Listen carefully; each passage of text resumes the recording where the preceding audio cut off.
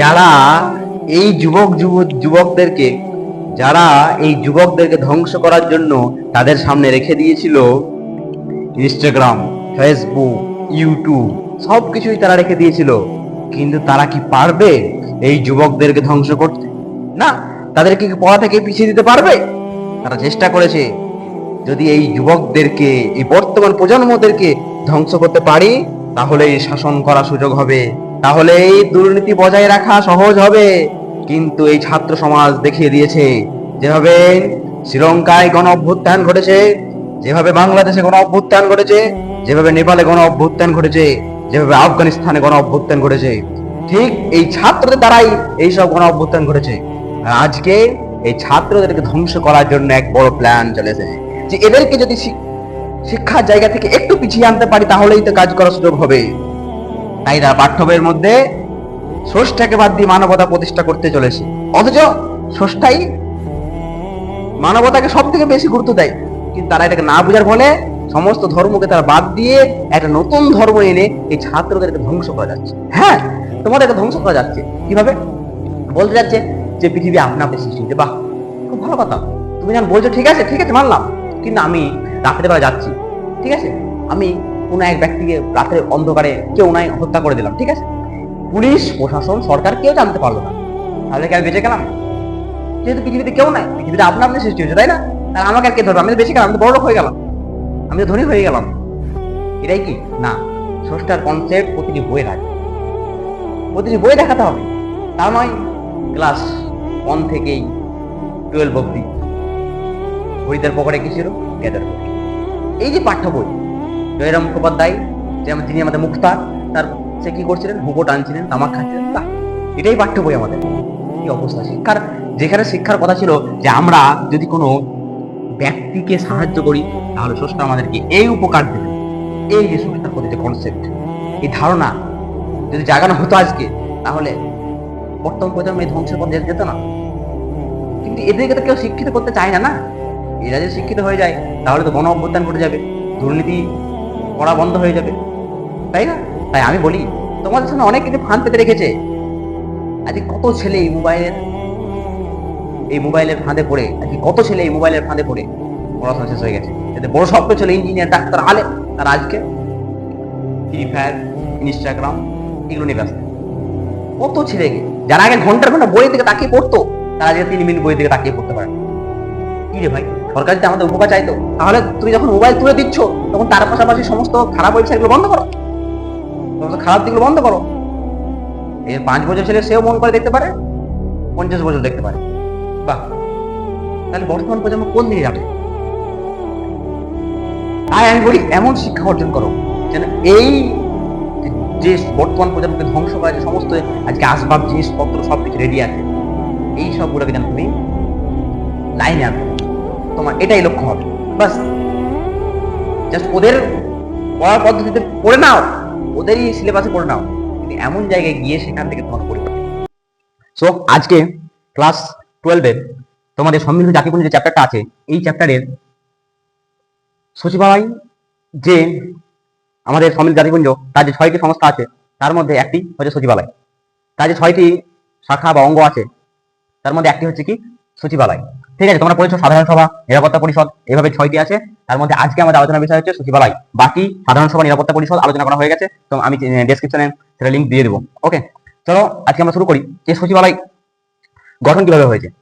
তাহলে দেখো, এই যে সচিবালয়, এই সচিবালয়ে একজন মহাসচিব থাকেন, ঠিক আছে? এই সচিবালয়ে একজনই মহাসচিব থাকবেন, ঠিক আছে, প্লাস অন্যান্য কর্মী। কত? 10,000-এরও বেশি কর্মী থাকবে, কিন্তু তার মধ্যে একজন থাকবে মেন মহাসচিব। ক্লিয়ার? এরপরে বর্তমান সচিবালয়ের মহাসচিব কে? এই প্রশ্নটা আসবেই, গ্যারান্টি পরীক্ষাতে আসবে এই প্রশ্নটা, প্রচন্ড ইম্পর্টেন্ট এই প্রশ্নটা। দেখো, যদি বলা হয় পরীক্ষায় যে সচিবালয়ের বর্তমান মহাসচিব কে, তাহলে তোমাকে লিখতে হবে যে অ্যান্তোনিও গুতেরেস। কোথায়? তার বাড়ি বা তার দেশ পর্তুগাল। ওকে, কততম? এই যে মহাসচিবের, যিনি সচিবালয়ের মহাসচিব অ্যান্তোনিও গুতেরেস, ইনি কততম? প্রথম টিকভিলি, তোমরা সকলে জানো, এবং সর্বশেষ অ্যান্তোনিও গুতেরেস। এই দুটো জিনিস মনে রাখতেই হবে এই সচিবালয় থেকে। দ্বিতীয় দেখো, যে মহাসচিবের কার্যকাল কত বছর? এই যে অ্যান্দ্রিও গুতেরেস, এদের কার্যকাল কত? এই যে মহাসচিব, এই সচিবালয়ের যিনি প্রধান মহাসচিব, তার কার্যকাল কত? তিনার কার্যকাল কত? 5 বছর। কিন্তু আমাদের এখানে ভাবতে হবে যে তারা কি আসলেই ন্যায় বিচার করে বা তারা সঠিক কাজ করে? না। যারা মেন মেন দেশ প্রধান প্রধান, তাদের অর্থ দিয়ে এদের বেতন চলে, এরা কাদের কথা শুনবে?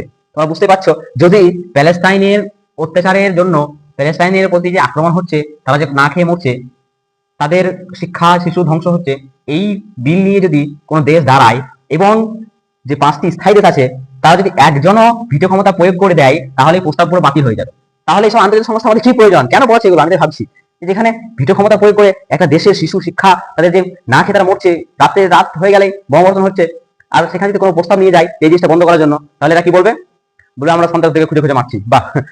তাই ওসব বিষয়ে আমার আলোচনা করার বিষয় নাই, জাস্ট আমাকে জানিয়ে রাখলাম যে বাস্তবে সেগুলো চলছে কিনা, যাতে তোমরা ধারণা পেতে পারো এবং তোমাদের মাথায় ভালো করে ঢুকে যায়। চলো, এই কার্যকাল কত? 5 বছর। এই যে কার্যকাল 5 বছর, ইনি কিন্তু আবার এই যদি আবার পরবর্তীতে আবার নির্বাচিত হয়, তাহলে তিনার কার্যকাল 10 বছর হয়ে যাবে। এর পরের বার যদি আবার সে নির্বাচিত হয়, তাহলে 15 বছর কার্যকাল হয়ে যাবে। মানে একজন মহাসচিব যে 5 বছরের জন্য নিযুক্ত হয়েছে তা নয়, বরং তিনি বারবার নিযুক্ত হতে পারেন, যতবার তাকে নির্বাচিত করবে সাধারণ সভা দ্বারা, যেখানে 193টি দেশ আছে, সেখানে যদি তাকেই নির্বাচিত করা হয়, তাকে যদি নির্বাচন করা হয়, তাহলে কিন্তু তিনি আবার এই যে সচিবালয়ের মহাসচিব হয়ে যাবেন। তারপরে দেখো যে প্রথম মহাসচিব কি, আমি একটু আগে বললাম ট্রিগ ভিলি। ওকে, ট্রিগ ভিলি হচ্ছে প্রথম মহাসচিব এবং এর বাড়ি নরওয়ে।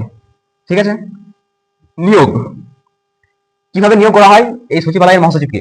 কিভাবে নিয়োগ? তুমি তো একদিন সচিবালয়ের মহাসচিব হতে পারো, ঠিক না? তাহলে তোমাকে কিভাবে নিয়োগ করবে? দেখো, নিয়োগ নিরাপত্তা পরিষদের সুপারিশ ক্রমে, মানে এই যে সম্মিলিত জাতিপুঞ্জের একটা মেন সংস্থা যাকে বলা হয় ইউএনও, যাকে বলা হয় ইউএনও, এই যে UNO, United Nation Organisation, United Nation Organisation, এই যে একটা পুরো সম্মিলিত জাতিপুঞ্জ যাকে বলা হয়, এখানে 6টি কি আছে?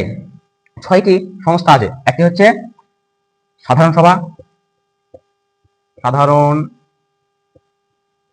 সভা, ঠিক আছে। নিরাপত্তা পরিষদ আমি দেখলাম না, এইভাবে যে 6টি আছে, তা এই সচিবালয়ও কিন্তু এই ইউএন এর মধ্যে একটি, 6টি শাখার মধ্যে সচিবালয় একটি, তোমরা ভুলিয়ে যাবে না। এই যে একটা সম্মিলিত মেন আছে, এরই বিভিন্ন পাটে পাটে সচিবালয়ে আলাদা সভা বসে, নিরাপত্তা পরিষদের সভা বসে, এইভাবে একটি ইউএনও সম্মিলিত জাতিপুঞ্জ, এর মধ্যে এদের কাজের যে সিস্টেমটা সেটা ভাগ করা আছে, ঠিক আছে। তাহলে এই যে সচিবালয়ের মহাসচিব প্রথম কে ছিলেন? প্রথম ছিলেন ট্রিগ ভিলি, ঠিক আছে। এই দুটো ইম্পর্টেন্ট, প্রথম আর শেষ, বাস। বর্তমান প্রথম, এই দুটোই পড়বে পরীক্ষায়, ঠিক আছে। তার নিয়োগ, এই নিরাপত্তা পরিষদের, এই যে আমরা বললাম যে সাধারণ সভা নিরাপত্তা পরিষদ, এই যে সম্মিলিত জাতিপুঞ্জের একটি প্রধান শাখা নিরাপত্তা পরিষদ, এর সুপারিশ ক্রমে এই নিরাপত্তা পরিষদ যখন সুপারিশ করবে, তখন সাধারণ সভা দ্বারা, যেখানে 193টি দেশ আছে, এর দ্বারা নিযুক্ত হবে। দেখো, এই যে সচিবালয়, এর কার্যাবলীগুলো কি? সচিবালয়ের কার্যাবলী কি? আমরা এর আগে দেখেছি যে আমাদের কয়জন সদস্য থাকে, মহাসচিবকে, প্রথম মহাসচিব কে ছিলেন, বর্তমান মহাসচিব কে আছেন, সবই আমরা দেখেছি। বর্তমান মহাসচিবকে, প্রথম মহাসচিবকে, সব আমাদের উত্তর হয়ে গেছে। সেই পাঠা না দেখে থাকলে আগের ভিডিওগুলো ডেসক্রিপশনে লিঙ্ক দেওয়া থাকবে, দেখে নিও, না হলে কিছু বুঝতে পারবে না, ঠিক আছে। আর বইটা খুলে বসো, বই দেখো কোথায় সচিবালয় লেখা আছে এবং সচিবালয় কার্যাবলী, এবং বইয়ের দিকে চোখ রেখে জাস্ট এটা শুনো, তাহলেই কিন্তু বুঝতে পারবে। আর বই না দেখলে তুমি ভিডিও দেখে ভুলে যাবে। তাই বইতে তাকাও, যেন বইয়ের পৃষ্ঠাটা তোমার মাথায় ছবি আঁকার মতো ঢুকে যায়। তাহলে দেখো সচিবালয় কার্যাবলী। সচিবালয়ের প্রথম কাজ হলো যে সমন্বয় সাধন করে। সম্মিলিত জাতিপুঞ্জের যে আরো সংস্থা আছে 6টি, দেখো সচিবালয়ের কাজ কি? আমরা দেখতে পাচ্ছি যে সচিবালয়ের কার্যাবলী নিয়ে আলোচনা করতে যাচ্ছি। তাহলে সচিবালয়ের কার্যাবলী মানে সচিবালয় ঠিক কি কাজ করে, এটাই আমার জানার বিষয়। বইয়ের দিয়ে তাকাও, তাহলে কিছু বুঝতে পারবে না। বই দিয়ে তাকিয়ে পড়াশোনা করতে হবে, যে শুধু ভিডিও দেখো ভুলে যাবে। বই দেখো কোথায় সচিবালয় রাখা আছে, তারপর এইদিকে হালকা করে তাকাও, দেখো সচিবালয়ের কার্যাবলী ঠিক কি। সচিবালয়ের কার্যাবলী হচ্ছে সমন্বয় সাধন করা। আরো যে সম্মিলিত জাতিপুঞ্জের সংস্থাগুলি আছে, অর্থাৎ 6টি সংস্থা আছে, 6টি সংস্থার মধ্যে সমন্বয় সাধন করে এই সচিবালয়, ঠিক আছে। সমন্বয় সাধন করে, তথ্য সরবরাহ করা, সমস্ত তথ্যকে সরবরাহ করে কে? সচিবালয়। এরপর প্রশাসকদের নির্দেশ প্রদান, যারা প্রশাসক আছে তাদেরকে নির্দেশ প্রদান করে সচিবালয়। এরপরে প্রধান কার্যনির্বাহী, পরীক্ষায় প্রশ্ন আসবে যে সম্মিলিত জাতিপুঞ্জের প্রধান কার্যনির্বাহী কাকে বলা হয়, তখন তোমাকে বলতে হবে সচিবালয়কে সম্মিলিত জাতিপুঞ্জের প্রধান কার্যনির্বাহী বলা হয়, বাস।